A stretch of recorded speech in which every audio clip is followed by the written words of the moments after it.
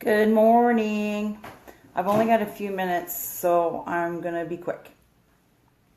Something's happened with an email that came in, and I wanted to take the opportunity to share. And it was a person that contacted me asking if I would participate in an event that they're hosting. And they wanted me to come and do nail cuts.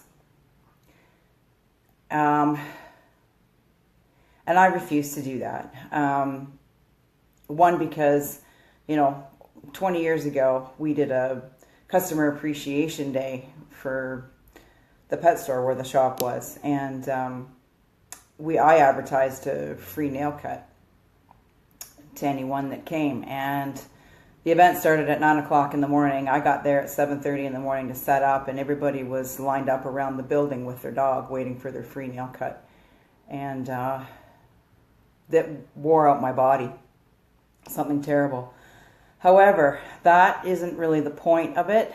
The point of it is the nail cuts are a serious thing. Dogs do not like to have their feet touched. Whether you're cleaning out the pads or you're scissoring around the feet, you're drying the feet from coming in from a walk, washing the feet. They don't really care to have their feet touched. And I think that the nail cutting is something that is not understood and is overlooked frequently. I would say that 98% of all the dogs that I groom have an issue with having their nails cut. And I spend a lot of time trying to undo the emotional and the mental trauma that has come with something that's happened to a dog having its nails cut in the past. Typically, the story is always the same with the owner. They'll say, "We're afraid to cut the nails. We tried it once," and then you can insert whatever, but it usually ends in blood. And that creates this imprint on their dog of, this hurts, this is uncomfortable. Mom and dad are nervous because they don't really know what they're doing.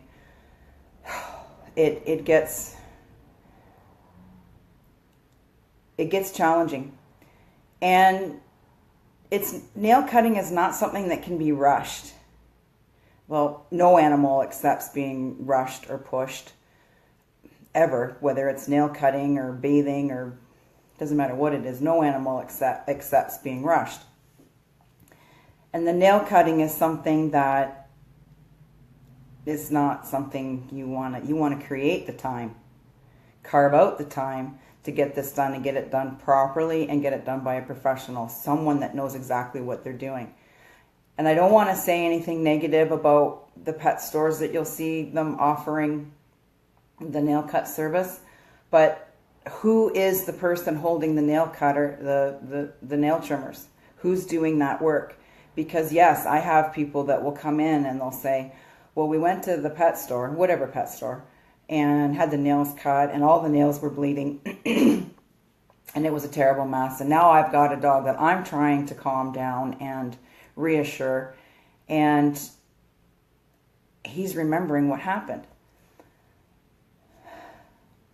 So taking that little tiny bit of information and stories of what happens with nails, going to a public event where there's going to be a lot of people there, who knows I don't even know what this event is.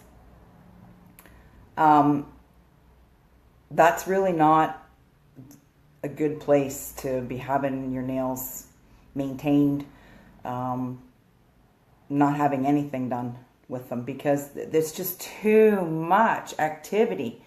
The dog needs one-on-one. He needs to be up off the floor and on a flat, level surface and connecting with the person that's doing the job. And he needs to have confidence in the person that's doing the job, that's doing the work, so that he can relax into it and not carry forward another trauma of what's happened in that event. It's just too much overwhelm in those situations for them to have an experience that is one of gentleness, kindness, and ease. And I'm not saying that everybody's going to throw up a dog and go cluck, cluck, cluck, cluck, cluck, cluck, and nails done next, cluck, cluck, cluck, cluck, cluck, cluck, cluck, next. I mean, if that's what's happening, then that's probably something that you don't want to participate in if you see it happening. But all too often, excuse me, all too often people are fixated and concerned about the nails and they want to get them cut.